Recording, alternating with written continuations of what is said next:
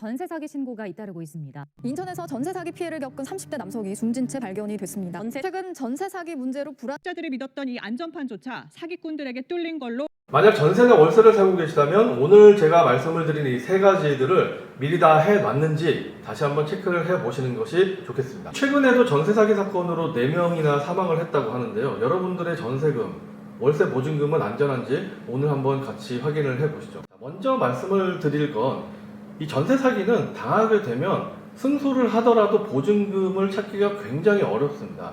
그래서 이런 일이 생기기 전에 미리 2중 3중의 안전장치를 하는 것이 좋겠습니다. 이 전세 사기를 당하게 되면 내용증명, 임차권 등기 등등을 근거로 해서 보증금 반환 소송, 그러니까 재판에서 이긴다고 하더라도 재판 중에 임대인, 그러니까 집주인의 재산을 찾는 과정, 이걸 재산명시라고 하는데 이 과정도 4개월 이상 걸리고 재판이 짧아도 6개월 이상 걸리게 되는데 이 재판 과정 중에 집주인의 재산이나 예금 등 이런 것들을 찾는데 이런 과정들을 모두 임차인이 해야 됩니다. 이 어렵게 집주인의 재산이나 예금을 찾더라도 보증금을 돌려받기 위해서는 또 강제 집행이라는 걸 하고 또 압류 신청하고 이런 것들도 전부 임차인이 해야 됩니다. 그나마라도 은행에 예금이 되어 있으면 은행권 추심을 통해서 조금 더 빨리 돌려받을 수는 있겠지만 이 부동산 가치 현물로 되어 있으면 강제 집행을 하고 경매 절차가 완료가 되고 나서 그 다음에 배당으로 받게 되는데 이 기간이 1년이 넘어요. 1년 넘게 여기에 매달릴 수밖에 없는 상황이 되다 보니까 생활은 엉망이 돼버립니다. 이 전세 사기는 처음엔 이렇게 시작됐죠. 2022년 하반기부터 아파트나 빌라 가격이 하락을 하기 시작합니다. 그럼 그 이전에는 어땠느냐? 자, 이렇게 됐었죠. 일명 갭투자라고 해서 이 많은 유튜버들, 부동산 유튜버들도 앞다투어서 조작을 했습니다. 그런데 지금은 이렇게 됐습니다. 이 처음에는 단순하게 매매 가격이 전세 가격보다 내려가다 보니까 발생을 했구나라고 생각을 했는데 이게 알고 보니까 이 갭투자를 한 개, 두 개만 한 게 아니고 이 조직적으로 수백 건을 한 사례들이 확인이 된 거죠. 이 전세 사기를 당하게 되면 반 이상의 사람들이 보증금 전액 회수를 못할 것으로 보고 있어요. 이 전세 사기 사건 유형을 크게 세 가지로 보게 되면 혹시 전세나 월세를 살고 계시다면 자기가 혹시 이 세 가지 중에 포함이 되는지 한번 확인을 해보시는 것도 좋을 것 같습니다. 자, 첫 번째 유형이에요. 첫 번째 유형은 먼저 공인중개사를 믿지 말자라는 건데, 자, 댓글을 먼저 한번 볼게요. 이 사람들이 피눈물을 흘리고 죽을 걸 알면서도 500만 원 때문에 사기에 동조하는 현실이 마음 아픕니다. 사기가 아니라 진짜 살인미수네요. 사기꾼들 제대로 처벌받기를 바랍니다.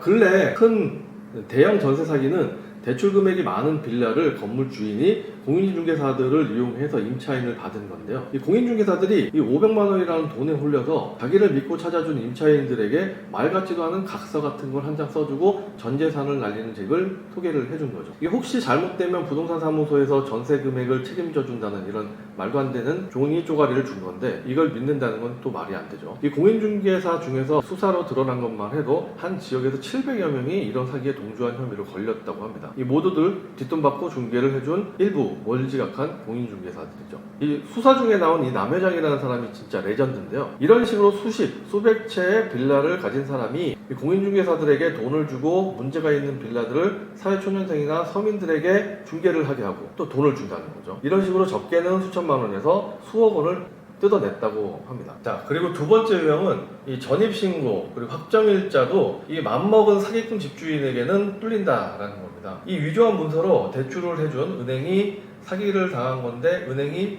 피해자가 되어야 하는 게 아닌가요? 법이 이해가 안 갑니다. 이 12,000개 이상의 응모를 받은 텐데요.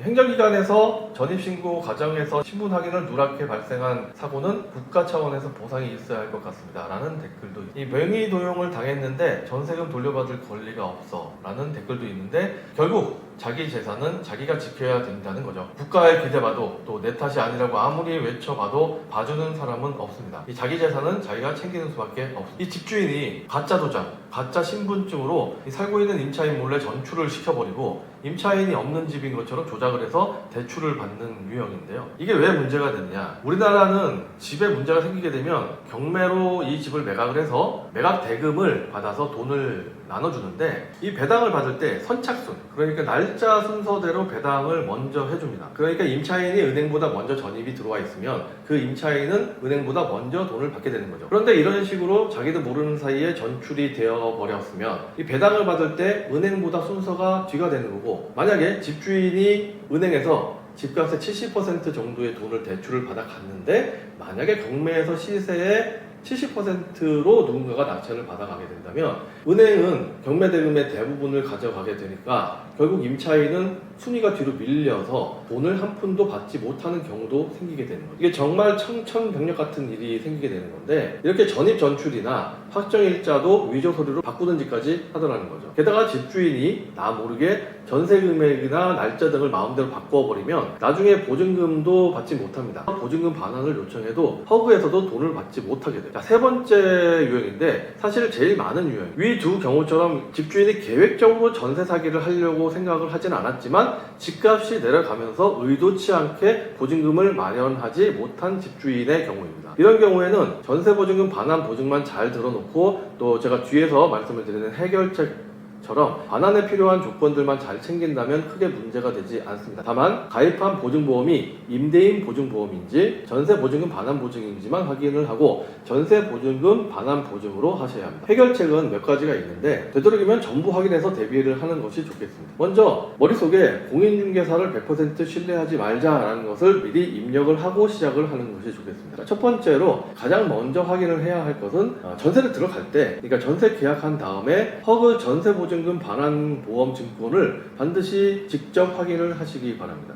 이 전세 대출이 승인이 됐다는 건 가입이 됐다는 증거이기는 한데 집주인이 가짜 계약서를 제시한 경우에는, 그러니까 실제 계약서가 아니라는 것이 밝혀지게 되면 허그에서 보험금을 받지 못하기 때문에 반드시 허그 인터넷 보증 홈페이지에 들어가셔서 직접 확인을 하시기 바랍니다. 자, 두 번째는 이 전입 전출 알림이 문자 서비스라는 게, 이 서비스를 신청하시기 바랍니다. 이 나 모르게 집주인이 내 도장, 내 신분증을 위조해서 이 전출을 해버리고 또 확정일자도 자기가 마음대로 바꿔버리는 경우를 대비해서 이 정부24 사이트에 들어가서 전입신고, 세대주 변경, 주민등록 통보 서비스라는 게 있는데 이걸 신청하세요. 이건 나 모르게 대출을 받거나 전세 금액이 바뀌어서 나중에 허그에서 보험금을 못 받게 되는 경우를 대비하기 위한 것입니다. 자, 그리고 세 번째로 전세를 살다가 임대 만료일 6개월부터 2개월 전, 그 사이에 내용 증명으로 나는 이사를 나갈 거다라는 것을 통지를 해야 합니다. 이걸 안 해놓으면 암묵적 계약갱신으로 인정이 돼서 보험금을 제때 받지 못하게 됩니다. 이 통화 녹취나 문자 메시지, 상호 협의서 이런 것도